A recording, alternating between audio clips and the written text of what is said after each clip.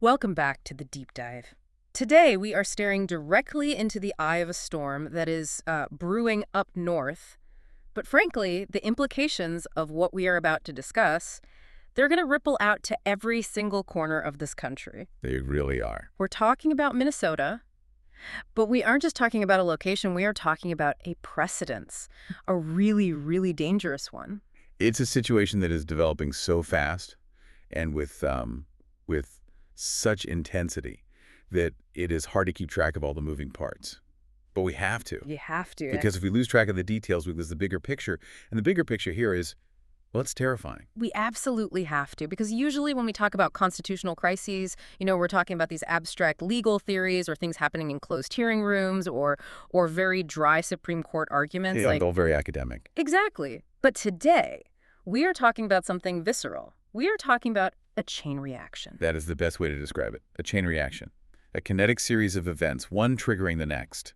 And I want to map this out for everyone right at the top, because the source material we have today, which includes, legal filings, detailed reporting from the New Republic, PBS transcripts, and a ton of local Minnesota updates, it paints this picture of a domino effect. Mm-hmm. And it doesn't start in a courtroom. It starts on the street. It starts with a deadly federal surge. Operation Metro Surge. Right, Operation Metro Surge. That leads to a community that feels like it is completely under siege. That pressure cooker environment then leads to a protest inside a church, a very specific church, which we will definitely get to. And that's a key detail. Oh, it's critical. That protest then attracts journalists. And the presence of those journalists, the simple act of them being there, leads the Department of Justice to attempt something that experts in our source material are saying is, it's just unprecedented. They're attempting to criminalize the act of reporting itself. That's it. And that is where the alarm bells are they're ringing the loudest. We are seeing a federal attempt to turn journalism into a crime. And not just by, calling it fake news or whatever. No, this is a whole other level. This is charging it as conspiracy. We are talking about Don Lemon. We are talking about Georgia Fort. Two reporters, different backgrounds, different outlets, both now facing federal charges for doing their jobs. Conspiracy and violations of the FACE Act. It sounds so heavy. It sounds like something you'd charge a domestic terrorist with, not a journalist. It is heavy. And the language is designed to sound that way.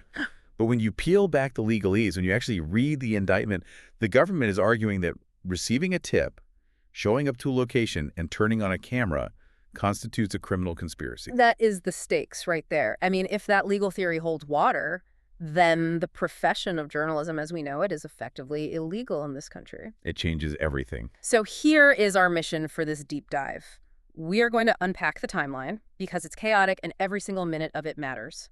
We're going to look at this legal theory the DOJ is pushing. And we absolutely need to talk about the internal revolt because apparently even the prosecutors are saying absolutely not to this. Which is a story in itself. I mean, when the prosecutors revolt, you know something is deeply wrong with the case. It's a huge story. And finally, we have to look at the context, because none of this makes any sense unless you understand Operation Metro Surge and why people were in that church in the first place. You have to start there. So let's do that. Let's start with the charges. Okay, let's really unpack this. What exactly are they accusing these two of doing? Well, let's look at the indictment itself. The top line charges are conspiracy, interference with rights, and violations of the FACE Act. Okay, the FACE Act. Let's pause there for a second for those who aren't familiar. What is that? So the FACE Act stands for the Freedom of Access to Clinic Entrances Act. It was passed back in 1994. And it's usually used for things like abortion clinics, right? That's the context most people have for it. Historically, yes, overwhelmingly. It was designed to prevent people from physically blocking access to reproductive health services, literally standing in front of the door or using force or threats to stop people from getting health care. So its original intent was to protect access to a specific type of facility, but here the government is applying it to a church.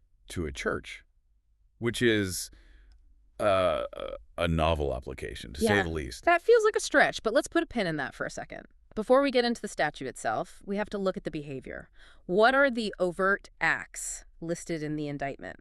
Because usually in a conspiracy charge, an overt act is something substantial. Right, it's a concrete step towards the crime.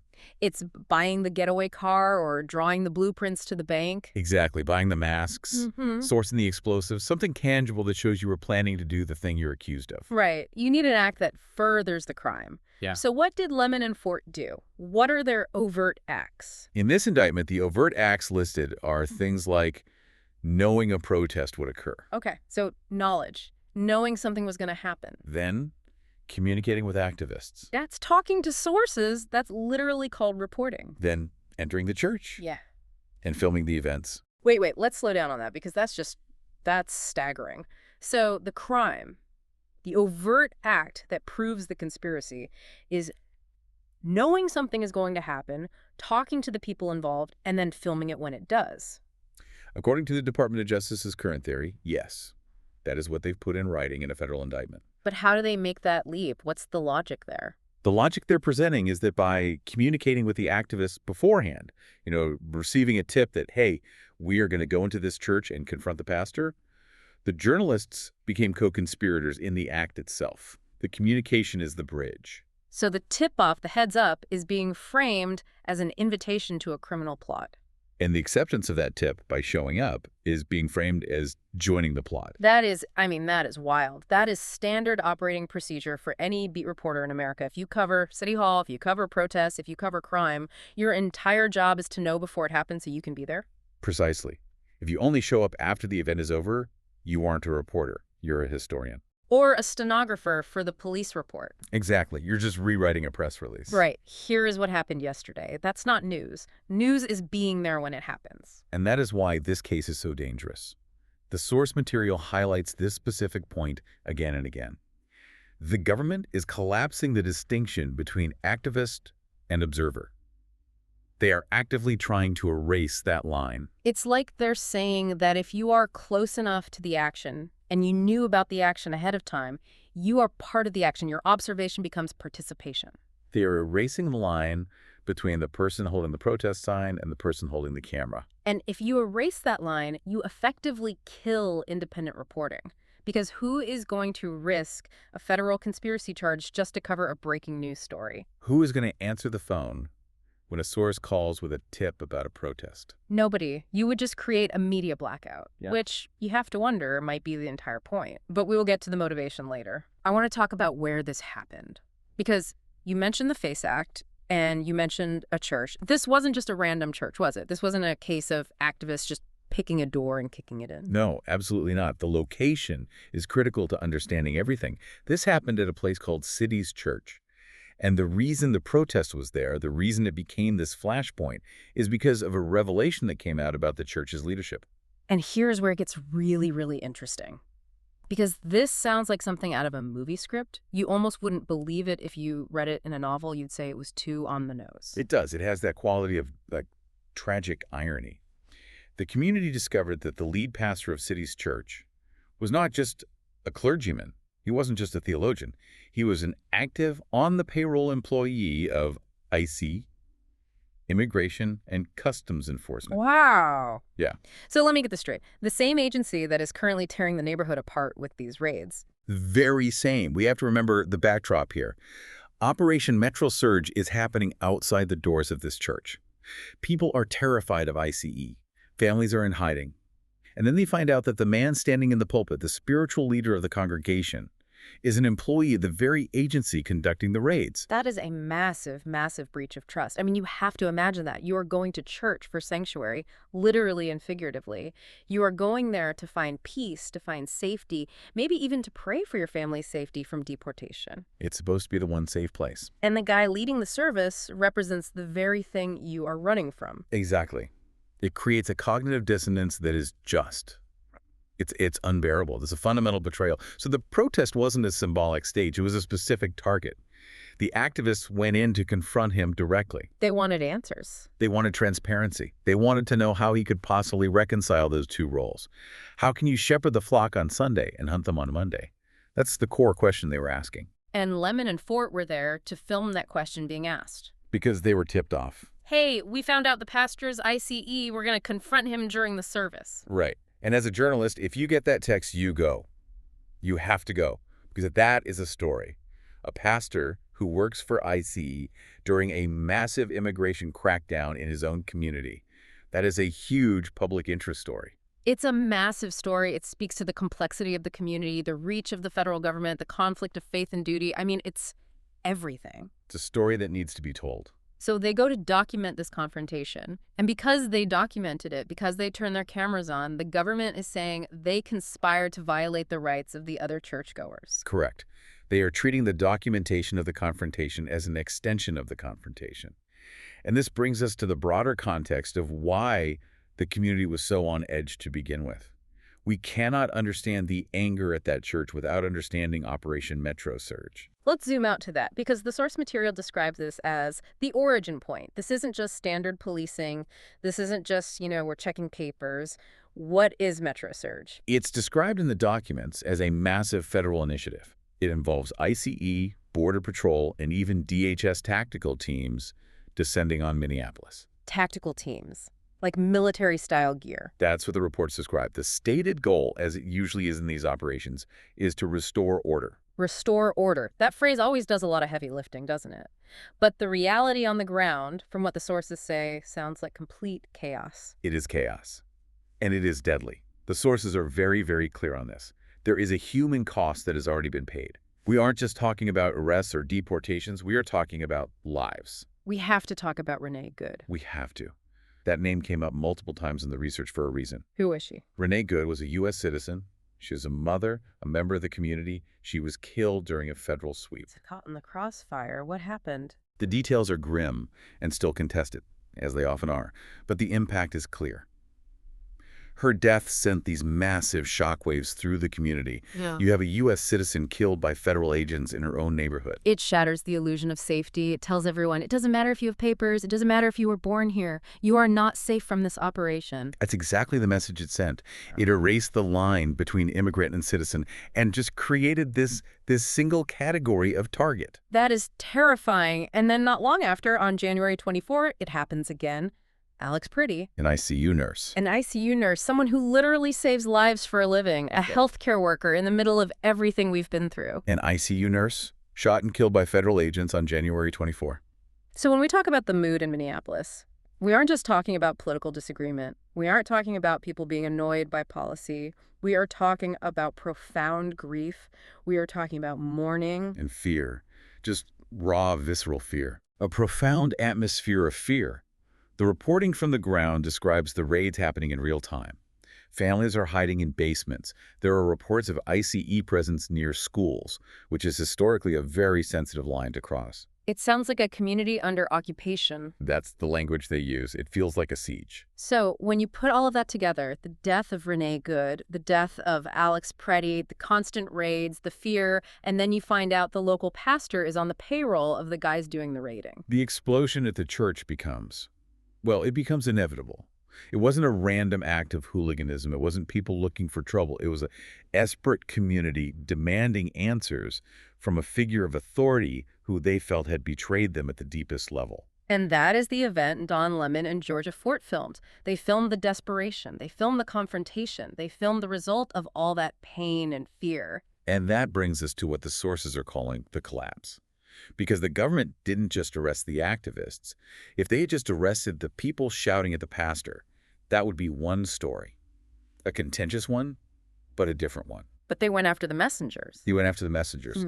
And the way they did it, the timeline here is just staggering. It shows a level of aggression that is really alarming. This is the part of the story that reads like a legal thriller. So let's walk through this timeline, starting with January 18, because this didn't start with an arrest. It started with a rejection. Right. And this is a nuance that often gets lost in the headlines. The Department of Justice filed a criminal complaint against Don Lemon first. This is before Georgia Fort is involved.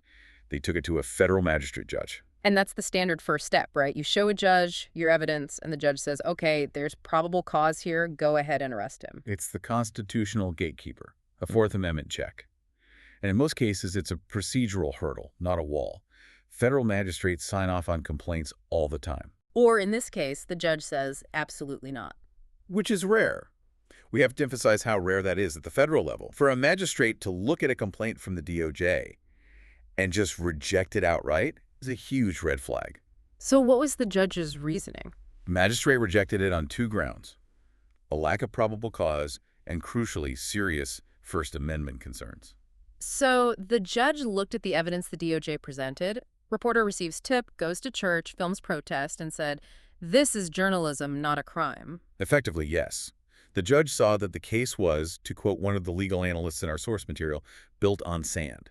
The government was trying to stretch the law too far, and the judiciary stepped in to stop it. So that's the system working. That is the check on the balance of power. That should have been the end of it right there. It should have been, but it wasn't. No, it was just the beginning of a very chaotic 24 hours. It really was. Fast forward to Thursday night.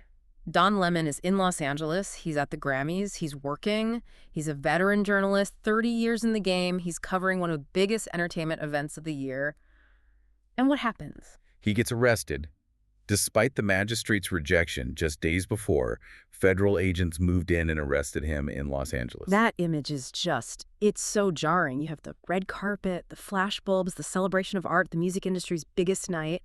And then you have federal agents slapping cuffs on a journalist because of a protest in a Minnesota church. It was a show of force. There's no other way to read it. They could have issued a summons. They could have called his lawyer and said, "Mr. Lemon needs to turn himself in on Monday." They could have handled this quietly and professionally. That they didn't. They chose to do it publicly. Arresting him publicly at a high-profile event sends a message. It's performative. And the message is, we can touch anyone, anywhere. Exactly. It says, your fame won't protect you. The cameras won't protect you. We are coming for you if we decide to. It's an act of intimidation. So, Lemon is in custody. Friday morning rolls around.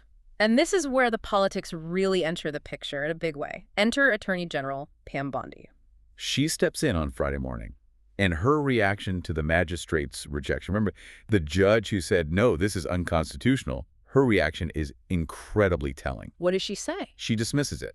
She calls the judge's ruling, a ruling based on the First Amendment, a technicality. A constitutional protection is a technicality. That is a terrifying worldview for the nation's top lawyer. Oh, the First Amendment. Just a minor technical detail we need to get around. In her view, apparently it was. She went on the record and vowed to pursue this prosecution to the ends of the earth. She pushed the case to alternative jurisdictions, basically trying to find a way around that initial judicial rejection. It feels like they were judge shopping. That is certainly what it looks like. When one door closes, instead of rethinking the case and asking, maybe we shouldn't be doing this, they just tried to kick down a different door. It's a brute force approach to prosecution. And while Bondi is making these declarations in Washington, while the legal machinery is grinding away in D.C. and L.A., the operation on the ground in Minnesota continues. This brings us to Georgia Fort. Friday, late morning. Georgia Fort is at home. And we should contrast this with Lemon. Lemon is the national celebrity, the CNN alumnus, the recognizable face. Georgia Fort is the independent journalist. She's on the ground. She's on the ground doing the gritty, essential local reporting. She's the one the community relies on because the big networks aren't always there for the day-to-day struggle. And federal agents show better house. She live streams it. And that piece of footage it's going to be historical. She is filming her own interaction with the agents, her own arrest. And she says clearly, this is all stemming from the fact that I filmed a protest as a member of the media. She knew exactly what was happening in the moment. She wasn't confused. She didn't think it was a mistake. She connected the dots instantly. She did. And the location she was taken to is also very significant. They didn't take her to the standard courthouse processing center initially. They took her to the Whipple Federal Building. And what's the Whipple Federal Building known for? It's a site deeply associated with immigration enforcement and federal prosecutions. It houses immigration courts. It's a hub for federal law enforcement. So you have the independent journalist being hauled into the immigration enforcement hub for filming a protest about immigration enforcement. This symbolism is inescapable. It's not subtle. It reinforces this idea that the government views these journalists not as neutral observers, but as enemies of the operation. By documenting the resistance to ICE, they are being treated as part of the resistance to ICE. But here is where the plot twists again. Because usually, in these stories, the government is a monolith. The DOJ is a solid wall of, we are right and we are moving forward. But in this case, that wall started to crack from the inside. The prosecutor revolt. This is one of the most fascinating and, frankly, hopeful aspects of this entire story. The New Republic reported on this on January 30. There was a significant breakdown in federal coordination. So the people who are actually supposed to be trying the case, they refused to try the case. Specifically, the prosecutors in the U.S. Attorney's Office in Minnesota. These are career professionals. They aren't political appointees who come and go with the president. They're the ones who try Drug cases, fraud cases, terrorism cases, day in and day out. They know what a real crime looks like. They know what a real crime looks like, and they know what a solid case looks like. They looked at the evidence the DOJ was pushing on Lemon and Fort, and they declined the case. They just said no to the Attorney General. They warned that the evidence showed journalism, not criminal intent. They warned that the FACE Act was being misapplied. They looked at the file and said, this isn't a crime. We can't prosecute this in good faith. They saw the train wreck coming from a mile away. They did. And it wasn't just Minnesota. The U.S. Attorney's Office in Los Angeles also refused to adopt charges related to Don Lemon's arrest there. So you have the DOJ leadership in Washington Bondi screaming, prosecute to the ends of the earth. And the actual lawyers on the ground in both Minnesota and LA are saying, we can't do this. This isn't law. This is politics. That's the conflict. One source described the case as already going off the rails. And that is a very specific kind of chaos. When career prosecutors, people who put bad guys away for a living, refuse to touch a case, it tells you everything you need to know about the quality of the evidence and the legal theory. Why would they do that? I mean, it's a risky career move to defy Maine justice. Because they have an ethical duty. Their duty isn't just to win, it's to see that justice is done. And they viewed this case as unconstitutional. They viewed it as criminalizing communication. They saw it as a violation of their oath to uphold the Constitution, including the First Amendment. It's like the internal immune system of the justice system trying to fight off a virus. That is a great analogy. So. The political leadership injected this virus, this idea that journalism is conspiracy, and the career prosecutors are the antibodies trying to reject it. They are trying to keep the system healthy by refusing to prosecute a non-crime. But despite that rejection, despite the antibodies fighting back, the virus took hold. The indictment was unsealed. They pushed it through anyway, finding a team willing to do it. They did. On Friday afternoon, the indictment became public. And that is when we got to see the specific legal theory involving the FACE Act laid out in black and white for everyone to see. Let's drill into this FACE Act thing again, because I think for a lot of people, this is the most confusing and alarming part. We established it's for clinics. How do you use a clinic access law against a reporter in a church? Well, the text of the FACE Act is broader than just clinics. It prohibits the use of force, threat of force, or physical obstruction to injure, intimidate, or interfere with a person obtaining or providing reproductive health services. Or are, and this is the key part, exercising their First Amendment right of religious freedom at a place of religious worship. Ah, so there is the hook, the religious worship clause. Right. That clause exists to stop people from, burning down churches or blocking people from going to a mosque or a synagogue. It's a protection for worshipers. Okay, so that makes sense. It's about protecting the act of worship itself. Correct. So the government is arguing that by entering the church to protest the pastor, the activists interfered with the congregation's right to worship, thereby violating the FACE Act. And by being there to film it. The journalists conspired to violate the FACE Act. But the journalists weren't blocking anyone. They weren't stopping people from praying. They weren't holding signs or chanting. They were holding cameras. The government's argument seems to be that their presence contributed to the disruption. They are arguing that the cameras emboldened the protesters, or that by being part of the group that entered, they share the liability for the obstruction. But legal experts quoted in the sources are screaming from the rooftops that this is a massive, dangerous overreach. Why is it such an overreach? Because the FACE Act was never intended to shield a public figure, in this case, a pastor, who is also a federal agent, from political accountability or protest. And it certainly wasn't intended to ban the press from documenting a newsworthy confrontation inside a building, even a church. It feels like they are weaponizing a law that was meant to protect worshipers, to actually protect the government's own operations from scrutiny. That is the critique in a nutshell. If you can use the FACE Act to arrest a journalist for filming a protest in a church, can you use it to arrest a journalist for filming a protest in a government building, in a school, in a town hall meeting that gets disruptive? It opens a Pandora's box for criminalizing news gathering. And the core of their argument really does come back to that definition of conspiracy. I want to circle back to what you said earlier, routine news gathering. Yes, this is the heart of the matter.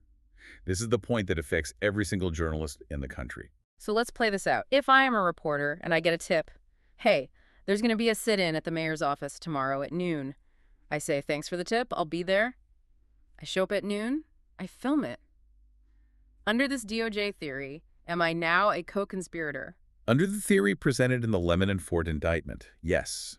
Your communication with the source and your presence at the event could be woven into a conspiracy charge. That is terrifying. That is functionally the end of the First Amendment right to a free press as we understand it. It's an existential threat because the agreement to be there and document the event is being treated as an agreement to commit the crime of the protest itself. So if the protest is considered trespassing or a disturbance, the journalist is an accessory to trespassing or disturbance just by watching it happen. Precisely.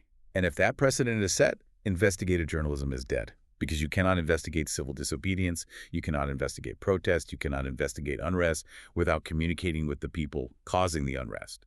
It's impossible. You would only be allowed to report on press conferences and official statements. You would only be allowed to report what the government wants you to report after the fact. You're left with state-sanctioned media. That is the end result of this logic. If you criminalize the relationship between the source and the reporter, you kill the story before it's even born. So where does this leave us right now? Because the legal drama is exploding in D.C. and L.A., but the reality on the ground in Minnesota hasn't changed, has it? We've spent a lot of time on the legal theory, but what about the people in Minneapolis? No, and that is the tragedy that is getting lost in the headlines about Don Lemon. Operation Metro Surge is still active. So the raids are still happening. As we speak, community groups are reporting ongoing raids. The sources say schools are still dealing with ICE agents nearby. Families are still in hiding. The instability that the operation was supposed to fix hasn't gone away just because the cameras are now focused on the courthouse. And the anger over the deaths of Renee Good and Alex Preddy.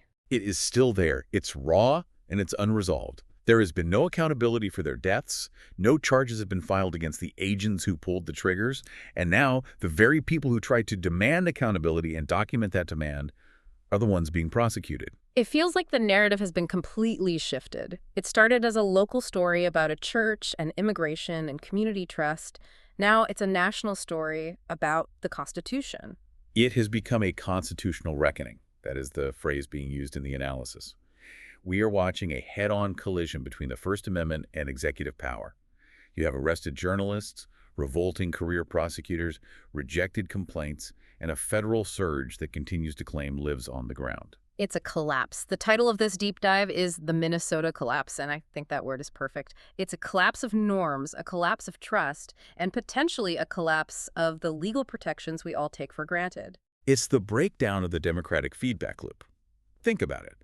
The government does something, Metro Surge. The people protest that action, the church protest. The press reports on the protest, Lemon and Ford. Usually that reporting leads to public debate and potentially policy change. That's how it's supposed to work. But here, the government is cutting the loop. They're trying to sever it. They are using force to stop the protest, and they are using lawfare, weaponizing the legal system to stop the recording. So what does this all mean if we step back and look at the bigger picture here? This isn't just about Don Lemon getting his mugshot taken. This isn't just about Georgia Fort's brave live stream. It's a crisis of democracy. The source material makes this argument very effectively and very forcefully. This is not about two reporters. It is about the First Amendment itself. Just a suggestion, like Attorney General Bondi's technicality. Right. If documenting a protest is a federal crime, if journalism can be twisted and redefined as conspiracy, then the First Amendment is no longer a guarantee. It's just a suggestion that the government can choose to ignore when it becomes inconvenient. It feels like we are at a tipping point. If this case moves forward, if they actually manage to get a conviction on this theory, it sets a precedent that could be used against any journalist covering any issue anywhere in the country. It would empower the government to turn the lights off, to say, you can protest, but nobody is allowed to watch. And if you watch, you go to jail. And a democracy cannot survive in the dark. That is the haunting part. We rely on people like Georgia Fort and Don Lemon to be our eyes and ears on the ground. If you blindfold them, you blindfold all of us. And you insulate power from accountability. That is the ultimate goal here, according to the sources. It's not really about the FACE Act. It's not really about that church. It's about ensuring that the next time there's a Metro Surge, there are no cameras to see it. I want to leave the listeners with a final thought on this, something to really chew on. Because we have thrown a lot of facts and timelines out there. We have the legal analysis of the FACE Act, the tragedy of Renee Good and Alex Preddy, but there is a fundamental question lurking at the bottom of all this. It is a question of information. Who controls it? Exactly. If the government can bypass a magistrate judge's rejection, If they can just shop around until they find a way to arrest you, and if they can define the simple act of communication as a criminal conspiracy, what does that mean for your ability, the listener's ability, to ever truly know what the government is doing in your name? If the camera's illegal, then the action is invisible. And if the action is invisible, anything is possible. Anything. That is a very scary thought to end on, but I think it is the necessary one. We are going to keep watching this story. We have to, because if we all look away now, we might not get another chance to see. Absolutely. Thanks for listening to The Deep Dive. We will be back soon. Stay curious and stay watching. Take care. See you next time.